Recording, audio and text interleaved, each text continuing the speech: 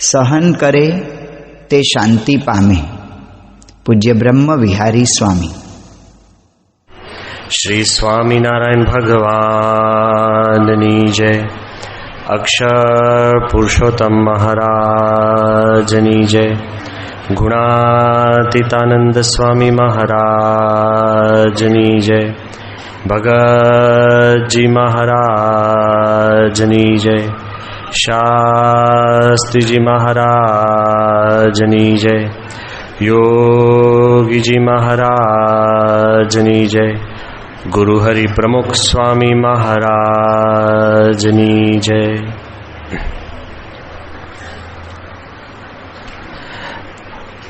મારો આજનો વિષય છે સહન કરે તે શાંતિ પામે. સામાન્ય રીતે આ વિષય બહુ આપણો ગમતો નથી અને 100% હું માનું છું કે જ્યારે આ વાત તમે સાંભળતા હશો ત્યારે તમારા તમામ ડિફેન્સીસ જાગૃત થઈ ગયા હશે. કારણ કે કોઈને કહેવું ને સહન કરો એ સહેલી વાત નથી. જો પ્રાપ્તિની વાત હોય ને તેમાં કંઈક પામવાનું છે એટલે મજા આવે. સંપની વાતની અંદર શક્તિ દેખાય છે એટલે ચાલે. સુરત ભાવની અંદર ભાઈ તું ગમે તેવો હોય તોય તું અમારો છે એટલે હૂંફ રહે. શ્રદ્ધાની વાતની અંદર કંઈક આશા દેખાય. અમે કહીશું, સંતો કહેશે, ગુરુ કે ભગવાન કે ગમે તેવી પરિસ્થિતિની અંદર તમે શ્રદ્ધા રાખશો then there will be a ray of hope. પણ સહનની વાત આવે ને એટલે દુઃખ સિવાય કાંઈ છે. Let me get the tables clear. હું ક્યારેય એમ વાત નહીં કરી શકું કે તમે સહન કરો એમાં દુઃખ નહીં લાગે. Fact is a fact. છતાં પણ આ ટાઇટલ છે કે સહન કરવાથી શાંતિ પામે, તો 100% આપણા મનની અંદર એમ થાય કે સ્વામી ખરેખર સહન કરવાથી શાંતિ કેવી રીતના પામે? કોઈ દિવસ આપણને સુખ ઉત્પન્ન થતું હોય એની અંદર સહનની વાત નહીં આવે કે 3 આઈસ્ક્રીમ ખાધા મેં બહુ સહન કર્યું, કે 3 કલાક પિક્ચરમાં બેઠો અને કોઈ દિવસ આવીને એવું કહે છે કે બહુ સહન કર્યું. બરાબર છે, 3 કલાક કથામાં બેઠા હો તો તમને એવું થાય કે બહુ સહન કર્યું. 6 કલાક તમે બીચ ઉપર હો તો કોઈ દિવસ તમે એમ આવીને કહો કે 6 કલાક અમે બહુ સહન કર્યું.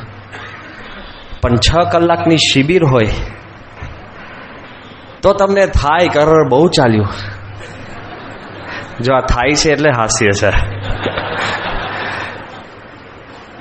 But if you accept the facts, then you will move ahead. હું સ્વીકારું છું કે ખરેખર આપણને સહન કરવાની વાતની અંદર દુઃખ થાય ને તો જ આપણે સહન કરીએ છીએ એમ આપણે કહીએ છીએ.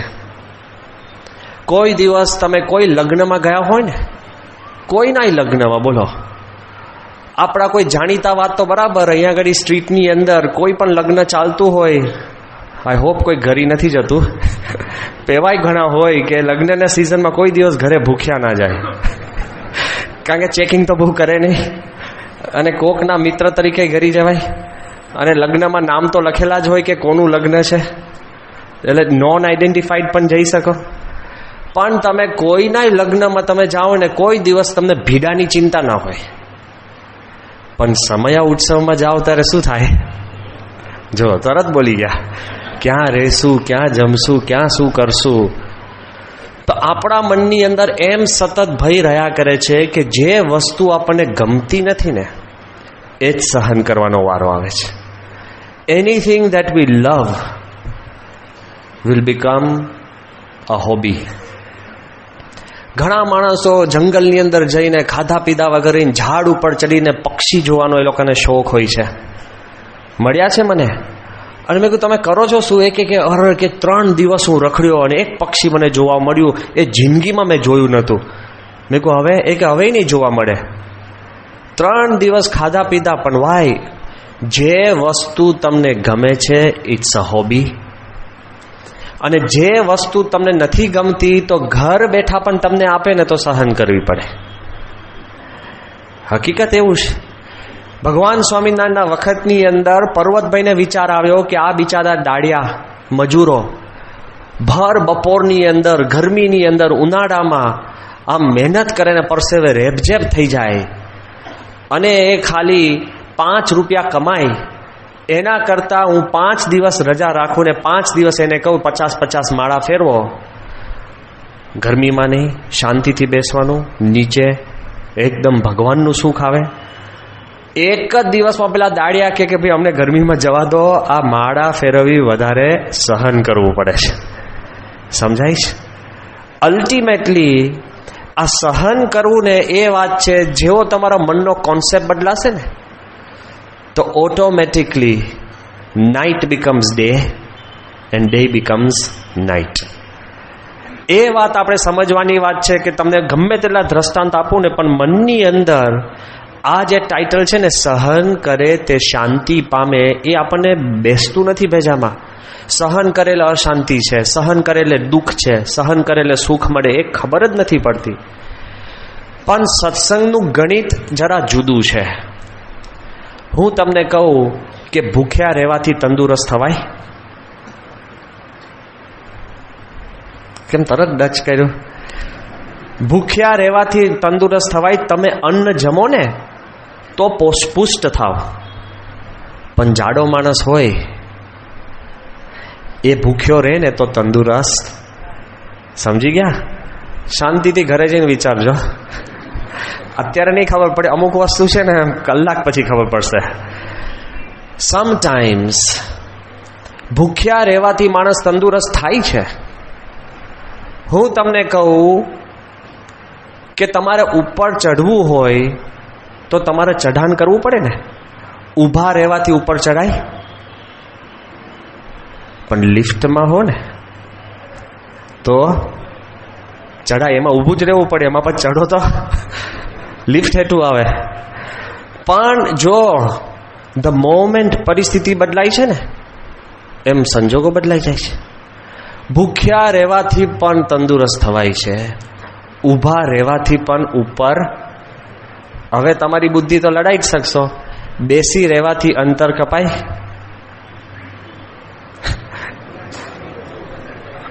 હવે ટ્રેપમાં નહીં પડો. કેટલું કપાય? હે? ગાડીમાંથી નીકળી જાઓ, બારે પ્લેનમાંથી નીકળી જાઓ. સમજાય છે? જો તમે રોકેટમાં ખાલી બેસી જ રહેવાનું છે, જેટલી ગતિ વધારે એટલું ટાઈટ બેસી રહેવાનું. ટ્રેનમાં તો તમે ફરી પણ શકો, ગાડી તો ઊભી રાખીને નાસ્તા પાણી કરી શકો. તમે રોકેટમાં કદાચ એવું છે કે વચમાં હોટેલ હોય તો જરા ચા પી લે. તમે જે અન્ન જળ જમો છો ને એવું એસ્ટ્રોનોટ ખાઈ પણ નથી શકતા, કારણ કે ખાવા કરતા પણ એને એક્સક્રીટ એટલે બહારે કાઢવાની ચિંતા વધારે છે. ક્યાં? રોકેટ છે. જો વધુ સજ્જડ બેસી રહેવાથી પણ તમે વધુ ઊંચી ગતિ કરી શકો છો.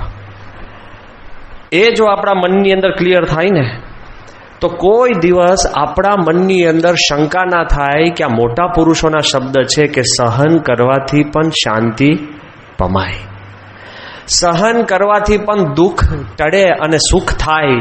એ સત્સંગનું ગણિત તદ્દન જુદું છે. એ ગણિત આપણને આપનાર છે યોગીજી મહારાજ. યોગીજી મહારાજ યોગી ગીતામાં કહે છે કે સહન શક્તિ જબરો ગુણ છે, તેને ક્ષમા કહે છે, અને અંતરમાં શાંતિ રહે છે, અને આનંદના ફુવારા છૂટે છે. ક્લાઇમેક્સ થઈ ગયું ને. આપણે તો સહન કર્યું હોય ને તો અંતરમાં બળતરા રહે કે હવે એનો લાગ આવે ને આપણે પ્લાન કરીએ. વી પ્લાન રિવેન્જ. બહુ બુઢા માણસોને કાંઈ કહી ના શકે ને તો પછી વી પ્રે ફોર રિવેન્જ કે ભગવાન તમે આનું નખોત કાઢો, હું તો કંઈ નથી કરી શકતો. આપણા રિસ્પોન્સીસ બહુ ફની હોય છે. સહન કરવાની વાત તો જવા જ દો. તમે રસ્તામાં ગયા હો ને કોક બહુ મોટો પડછન માણસ ને 6 જણા આવીને તમને એક લાફો મારે, તો પહેલાં પહેલું આપણું રિએક્શન શું હોય?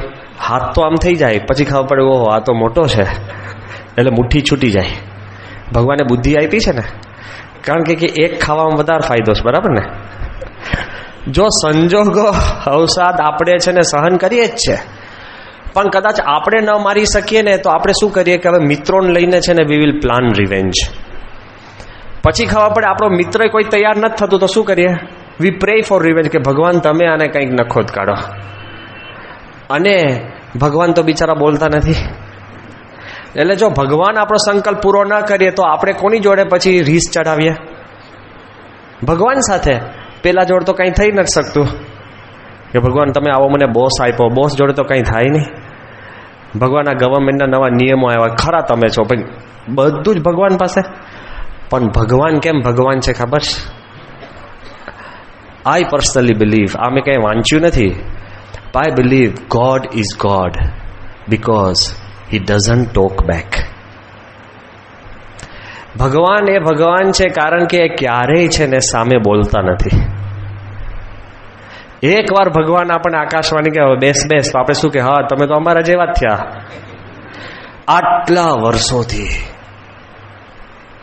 બ્રહ્માંડની અને સૃષ્ટિની રચના થઈ ત્યારે જેટલી લોકોએ ભગવાનને પ્રાર્થના કરી છે ને એના કરતા બમણી ગાળો આપી છે. તો એ ભગવાને હજુ એકવાર જવાબ નથી આપ્યો કે કીધું.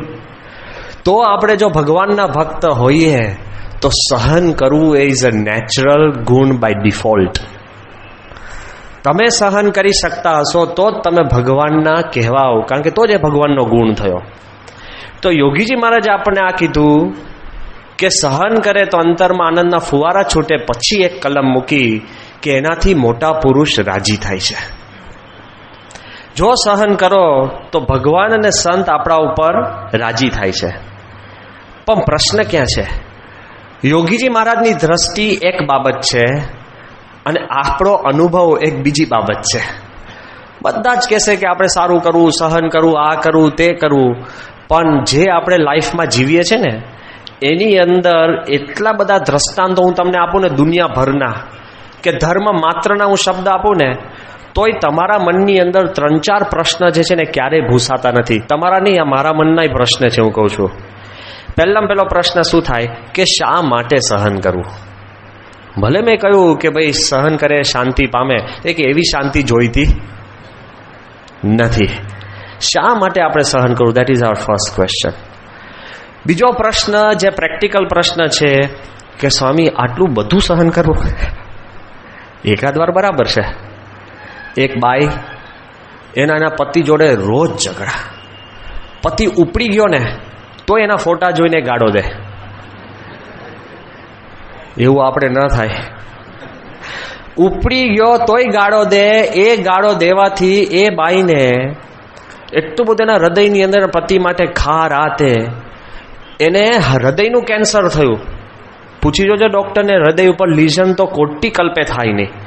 પા કેવી એકદમ ખડ્ડુસ ભાઈ હશે, એકદમ વઢકણી. તો બોલ ને ઝગડ એના પતિનો ફોટો જોઈ, કોઈ એનું પતિનું નામ દે તો ઘુરક્યા કરે. ડોક્ટરે બહુ જ મોટા કેન્સરના નિષ્ણાત, કે એ ડોક્ટરે એને બોલાવીને બાઈને કીધું કે ભાઈ તારો જે આ રોગ છે ને, તું તારા પતિને ભૂલી જા, તું તારા પતિને માફ કરી દે, કારણ કે પતિ તો ઉપડી ગયો છે પણ એને લીધે તું ઉપડી જવાની છે, તું આ માફ કર. તે કે હું માફ નહીં કરી શકું ડૉક્ટર સાહેબ. એ કે ભાઈ એ કે ખબર નથી તમે મેં શું સહન કર્યું છે મારા પતિનું. એ કે પણ તું એ તો ગયો, હવે ક્યાં તારે કરવાનું, તું એને માફ કર. પછી ડૉક્ટરે એવું કીધું કે તને ભગવાન આવીને કહે કે તું માફ કર તો કરે કે નહીં? એ કે ના હું ના કરું. તો કેમ?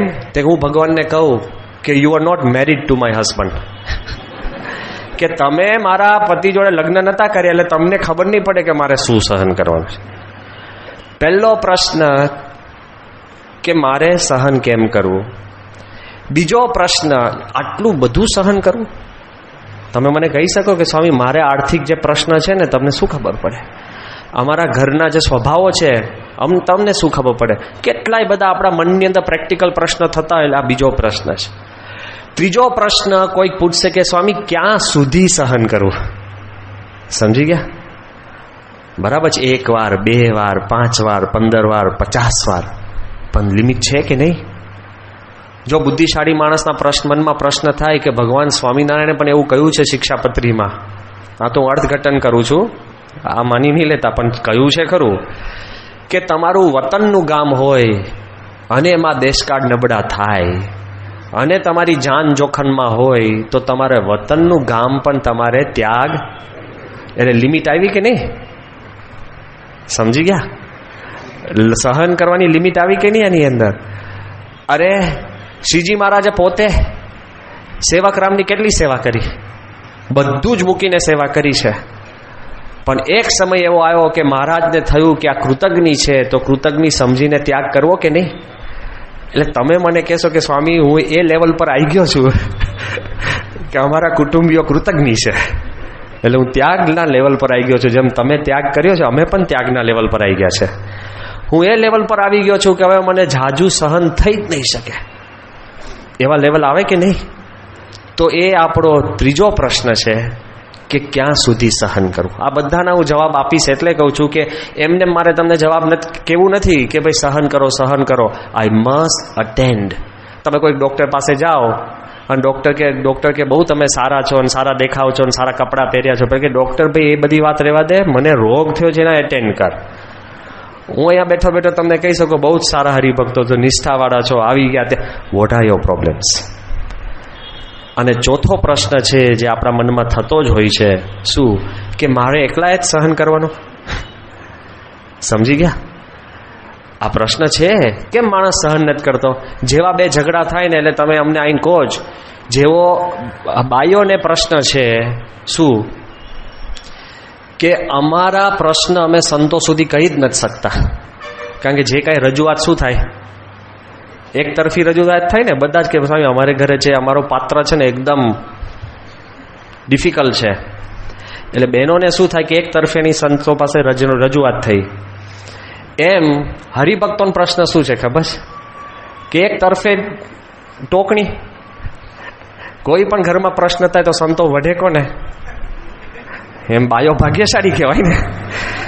પેલા લોકો એવું કહે છે કે સ્વામી ખરેખર બે બાજુ અઘરું છે, પૂરતો પ્રશ્નના રજૂઆત થાય એ પણ અઘરું છે, અને ટોકણી ખમવાનો કોઈ દિવસ વારો જ ના આવે એ પણ સહેલું છે. આ બાજુ આપણને જે કોઈ પ્રશ્ન હોય તો શા માટે સહન કરવું, આટલું બધું સહન કરવું, ક્યાં સુધી સહન કરવું, અને મારે એકલા જ સહન કરવું? આ પ્રશ્નનો જો સમાધાન થાય ને તો નેચરલી આપણા મનમાં ક્લેરિટી આવશે કે આપણે સહન કરવું જોઈએ. પહેલાનો જવાબ શ્રીજી મહારાજ બહુ જ શાંતિથી આપે છે, સાહજિક રીતે. એકવાર મહારાજ ગઢડામાં બિરાજમાન હતા, ચારે કોરથી હરિભક્તો આવે ને એક જ ફરિયાદ કે સમાજની અંદર છે ને લોકો સ્વામિનારાયણના ભક્તોને નાતબાર કરે છે, હેરાન કરે છે, કોઈ દીકરા દીકરી લેતા નથી અને કોઈ ધંધા પાણી કરતા નથી ને ખૂબ પરેશાન કરે છે. હરિભક્તોના આપણે કહે ને કાગળ પર કાગળ અને ફરિયાદ પર ફરિયાદ.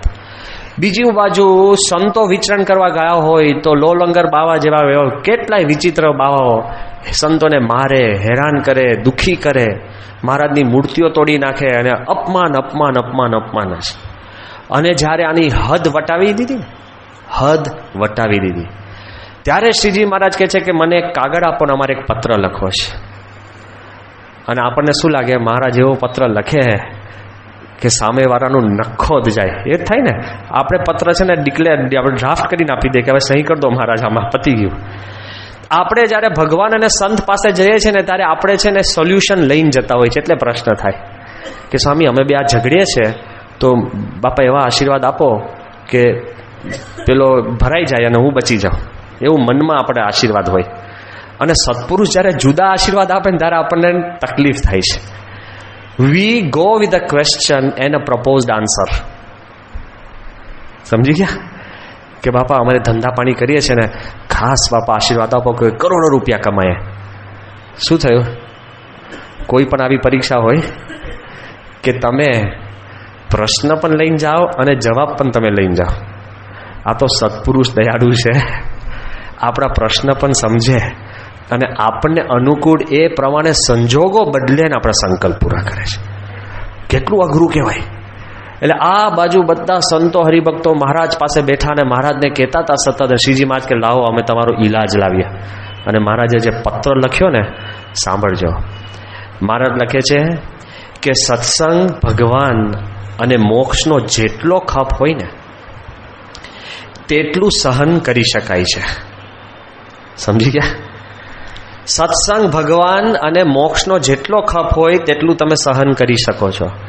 મોતી લેવા જ્યારે માણસ સમુદ્રમાં પડે છે ત્યારે પ્રાણની આશા કિનારે મૂકીને પડે છે. મહારાજ કવિ હતા.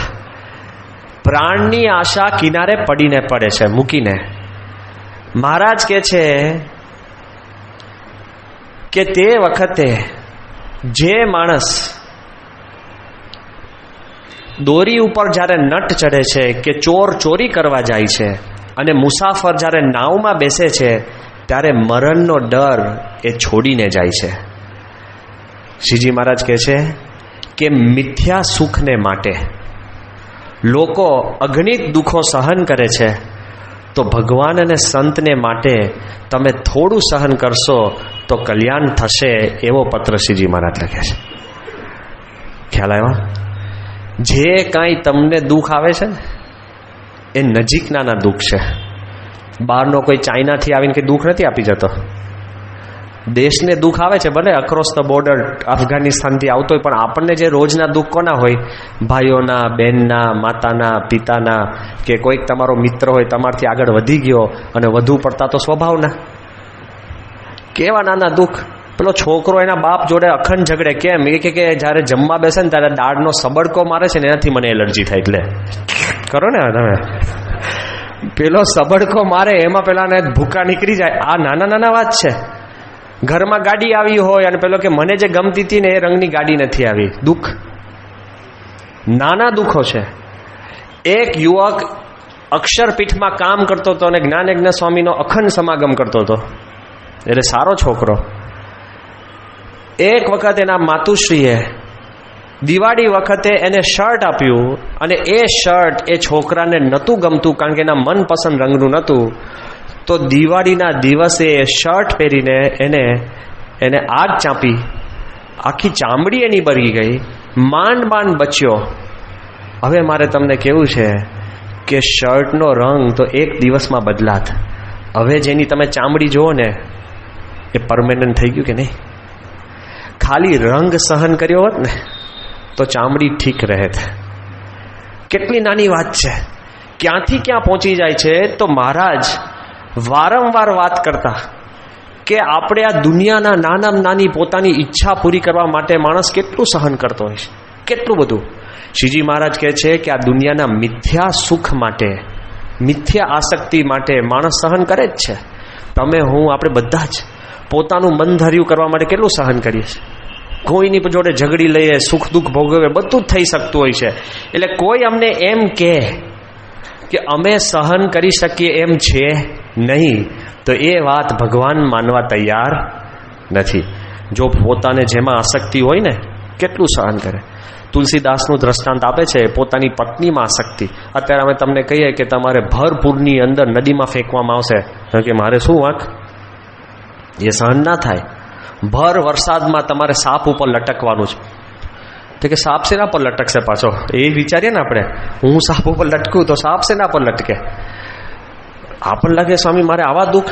પણ તુલસીદાસને પોતાની પત્નીમાં આસક્તિ હતી તો સમુદ્રમાં, નદીમાં પડ્યા અને મળદા ઉપર તર્યા અને લબડતા સાપ ઉપર જઈને એની પત્ની પાસે પહોંચે છે.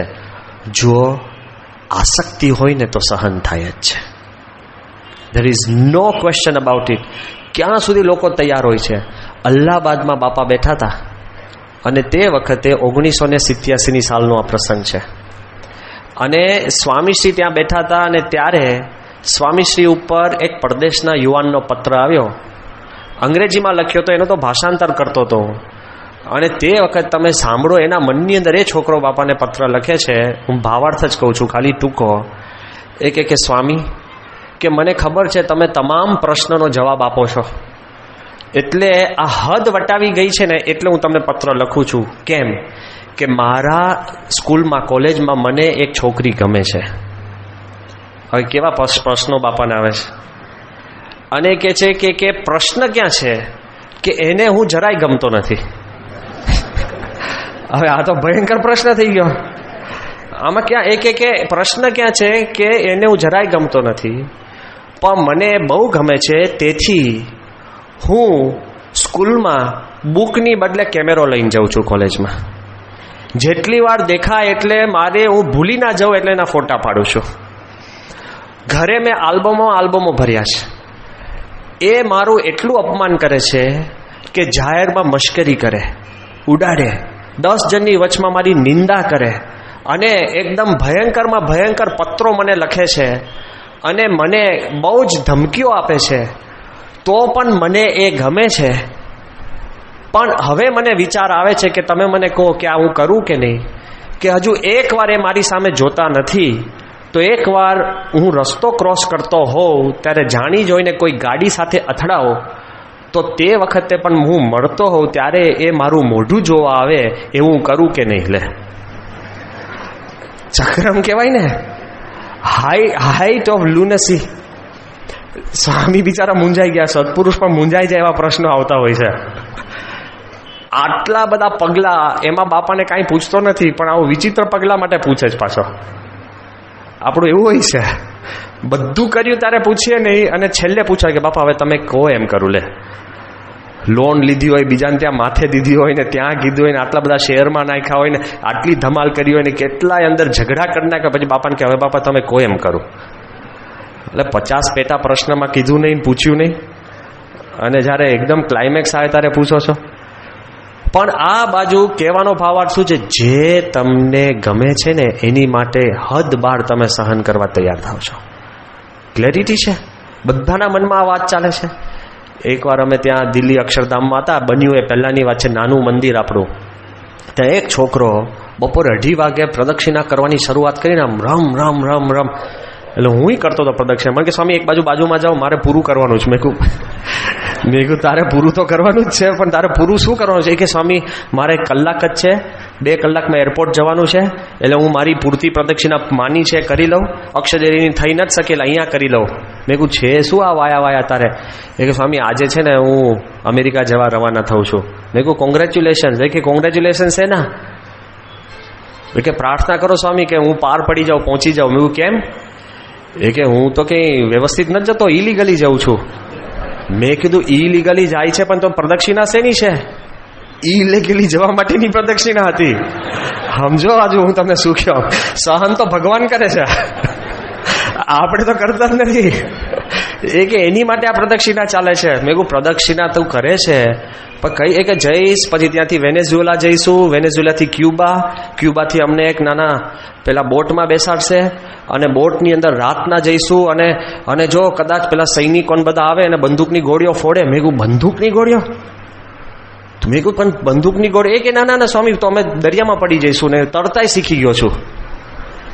દોડતા તો શીખી ગયો છે, પ્રદક્ષિણા કરતા તો શીખી ગયો છે, તરતાય શીખી ગયો તો. મેં કીધું એના કરતા તું આ બધા ધંધા કરે છે ને કે બધા. મેં કહ્યું કે ઘણા માણસો તને છે ને સારી રીતના કંઈ ગાઈડ કરે, મદદ કરે. એ કે સ્વામી 35 લાખ રૂપિયા આપીને હું જઉં છું આવી રીતે. 35 લાખ જુદા, દોડવાનું, તરવાનું, આ તો જુદું જ. અને મેં કહ્યું યાર તને કંઈ થાય તો? એક ના ના સ્વામી એની ચિંતા ના કરો, કાંઈ નહીં થાય, આ તો બીજો એટેમ્પ છે. લે, પહેલી વાર તો સમુદ્રમાંથી ફેંકાઈ ગયો છે એકવાર, એક હવે હું બરાબર પામી ગયો છું. જો કેટલું સહન કરે છે. આપણને આવી પરિસ્થિતિ કુદરતે કંઈક સર્જી હોય ને તો આપણે સીધા ભગવાનને કોર્ટમાં હાજર કરી દઈએ. We can't tolerate. પણ જેમાં તમને આસક્તિ હોય એના માટે હદ બાર સહન કરી શકો છો. એ શ્રીજી મહારાજે કહ્યું છે, અને એ વાત આપણે પુરવાર કરીએ છીએ. ઈચ્છા પૂરી કરવા તો સહન કરીએ છીએ, પણ ઈચ્છા ન પૂરી થાય ને તોય આપણે સહન કરીએ છીએ. જોજો, ઘરને કીધું હોય કે ભાઈ તમે આ ખાવા બનાવજો, ન બનાવે તો ખાધા વગર જતા રહે. લે, વગર એકાદશી ઉપવાસ. સમજાય છે? છોકરાઓ ભાગી જાય કેમ? જરાક પોતાનું ઈચ્છાનું પૂરું ના થાય તરત ઘર છોડીને ભાગી જાય. જો વગર કીધાએ વૈરાગ્ય. એક દિવસ તો ચાલે, પછી આવી જાય પાછો કે હવે તો કંઈ બીજે કોઈ ખાવા આપવાનું છે ને, એ તો સીધા થઈને આવી જાઓ, કારણ કે કરતા હોય. પણ જો જેમ ઈચ્છા પૂરી કરવાય સહન કરો છો ને, એમ ઈચ્છા ન સચવાય ને તોય માણસ રીસમાં પણ જબરજસ્ત સહન કરતો હોય છે. એટલે કોઈ આપણને કહે કે સ્વામી અમે સહન નથી કરી શકતા, પણ 100% તમે સહન કરી શકો છો. એટલે ફર્સ્ટ ક્વેશ્ચન કે અમે સહન શા માટે કરીએ? તો પહેલી વાત શું છે ખબર છે? જો તમારા મનની અંદર ક્લેરિટી રાખશો ને કે જે કંઈ આપણા ભાગ્યની અંદર સહન કરવાનું આવે ને, અને જો તમે શાંતિથી સહન કરશો ને, તો તમે બહુ જ મોટી અશાંતિથી રક્ષા થાય છે. પેલા છોકરાએ ખાલી એક જ દિવસ જુદા રંગની શર્ટને સહન કરી હોય તો એને જિંદગીભર ડાઘાવાળી ચામડીથી જીવવું ના પડે. સમજી ગયા? Your losses are your gains. જે તમે સહન નહીં કરવાથી જે ઝઘડો કરે અને મનમાં વેરઝેર આપણે રોપીએ છીએ, એ તમને આગળ જતા 10, 12, 15 વર્ષમાં જે નુકસાન કરે છે ને, એ નુકસાન આપણી નજર સમક્ષ નથી. પણ જો તમે અત્યારે થોડું સહન કરીને શાંતિથી નીકળી જાઓ ને, તો ઘણું બધું સચવાય છે. હકીકતની અંદર આપણા મનમાં એમ ક્લેરિટી થાય કે સહન કરવાથી આપણી રક્ષા થાય છે લાંબા ગાળે, તો કોઈ દિવસ તમને સહન કરવામાં મન પાછું નહીં વળે. કેવી રીતે ખબર છે? કે આપણે રોજિંદા જીવનની અંદર તમે રોજ ઝઘડો કરશો ને, એ રોજના નાના નાના ઝઘડા તમે ઓછા કરો, બંધ કરો કે સહન કરો, 3 વસ્તુ છે. જો તમે સહન કરો ને રોજનું, તો અંતે ડિવોર્સ અટકે છે. આખા કુટુંબે સહન કરવાનું થાય. એમ તમે બોલી જો સહન કરી શકતા હોય ને, તો મારામારીથી બચો છો. બોલવામાં તો શું કંઈ જીભને ફ્રેક્ચર થાય છે, અને પેલો એક મુક્કો મારે તો પાટાપિંડી કરીને આવવું પડે ને. એમ ક્લેરિટી રાખજો. જો થોડુંક પણ સહન કરતા શીખશો ને, તો બહુ જ મોટી તમને જીવનની અંદર પ્રાપ્તિ થતી હોય છે. નાનામાં નાની વાત, એ તમારા જ જીવનના પ્રસંગો તમે વિચારી શકશો. એક છોકરો મારી પાસે ખૂબ આવીને આમ રડ્યો, પોકે. તમને ખ્યાલ હોય કે આપણને છે ને ભવિષ્યની ખ્યાલ નથી હોતી. જો ખબર પડે ને તો આપણને મન સુધરે છે. અમદાવાદની અંદર 1983 કે 84ની અંદર એક વિમાન પડી ગયું હતું, અને એમાં બધા જ માણસ મરી ગયા, એકાદ માણસ કોઈક બચી ગયા હતા. એમાં આપણા સત્સંગીઓ પણ હતા. હવે એક છોકરો એ પહેલી વાર છે ને વિમાનમાં બેસવાનો હશે, પહેલી વાર. એ જ્યારે અમદાવાદ પછી જ્યારે મળવા આવ્યો ત્યારે પોકે રોડે, પણ એના આંસુ હર્ષના હતા કે દુઃખના એ તમે રેકગ્નાઇઝ જ ન કરી શકો. કેમ? એને કીધું કે સ્વામી મારી બહુ મોટી રક્ષા થઈ. મેં કીધું શું થયું? એ કે જિંદગીમાં પહેલી વાર મેં ઘણા બધા પૈસા બચાવીને પ્લેનમાં બેસવા માટે બોમ્બેથી મેં આ ટિકિટ લીધી હતી. અને મને આખા એરપોર્ટની બહુ ખાસ ખ્યાલ નહીં, એટલે મેં આજુબાજુના પેસેન્જરોને કીધું હતું કે ભાઈ તમે મને કહેજો હવે શું કરવાનું, અને એરપોર્ટના માણસોને કીધું હતું કે ક્યાં જવાનું કેમનું. સામાન્ય કુરિયર સર્વિસ એ કરતો હતો, આપણે આમાં જતો હતો, આપણે ટ્રેનમાં. પહેલી વાર એને આ કર્યું, અને એ કે તે દિવસે સવારના મને બહુ ઊંઘ આવી ગઈ ને હું સૂઈ ગયો. તો કોઈ પેસેન્જરો એટલા બધા સ્વાર્થી, કોઈએ મને ઉઠાડ્યો નહીં, અને એરપોર્ટના માણસોએ મને ઉઠાડ્યો નહીં. મારી પાસે ટિકિટ, તો એ પ્લેન ઉપડી ગયું. અને હું ત્યાં એરપોર્ટવાળા જોડે ઝઘડ્યો, આની જોડે ઝઘડ્યો, અને કેટલી મેં ગાળો દીધી ને બધું ખબર પડી. અને છેવટે હું જેવો ઘરે પહોંચ્યો ત્યારે મને ખબર પડી